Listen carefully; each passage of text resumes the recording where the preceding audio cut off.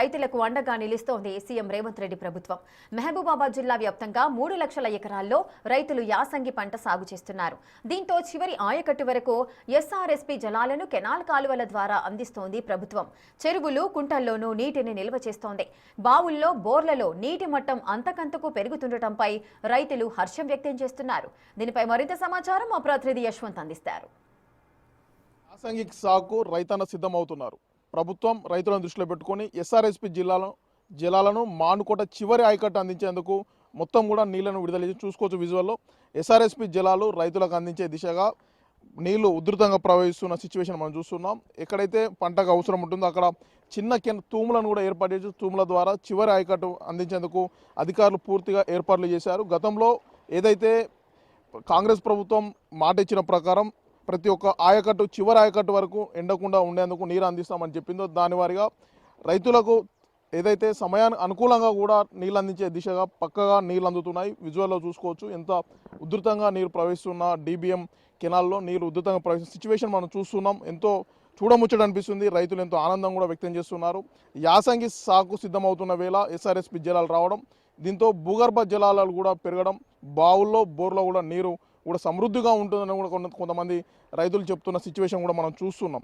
ఏదైతే ప్రభుత్వాలు రైతులను ఉద్దేశించి రైతుల సంక్షేమం కోసం పాటుపడతామని చెప్పుకోవడానికి ఇది చక్కటి ఉదాహరణగా చెప్పుకోవచ్చు. ఎస్ఆర్ఎస్పీ జలాలు చివరి ఆయకట్టు వరకు గ్రామాల్లో చేరడం, పంట పొలాల్లోకి చేరడం చూసి రైతన్నలు హర్షం వ్యక్తం చేస్తున్నారు. కొంతమంది రైతన్నలు ఉన్నారు, ఏ విధంగా ఫీల్ అవుతున్నారు, రైతులు ఎట్లా ఏమనుకుంటున్నారు అది తెలుసుకుందాం. నమస్తే అండి, మీ గ్రామంలో నీళ్ళు వస్తున్నాయి, ఇది చూసినప్పుడు ఏమనిపిస్తుంది? నమస్తే అన్న.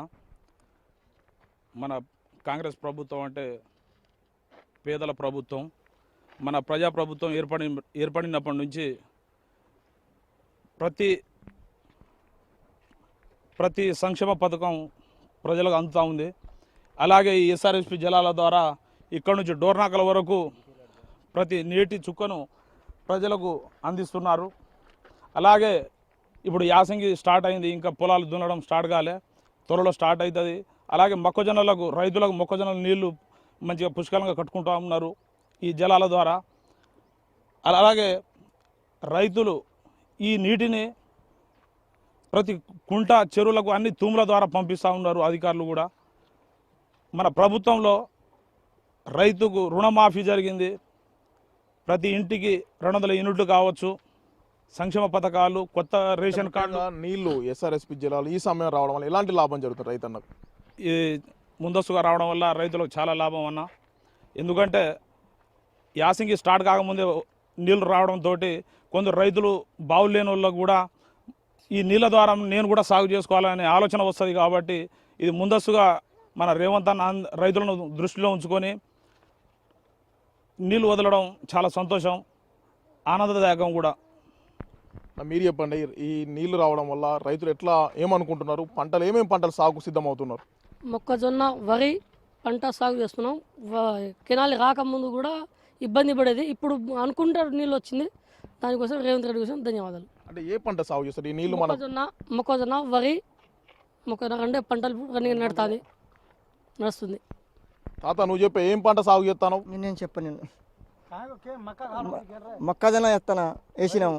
వరి పంటకు నీళ్లు మాత్రం పుష్కలంగా వస్తాయి, ఇప్పుడు మంచిగా వస్తున్నాయి.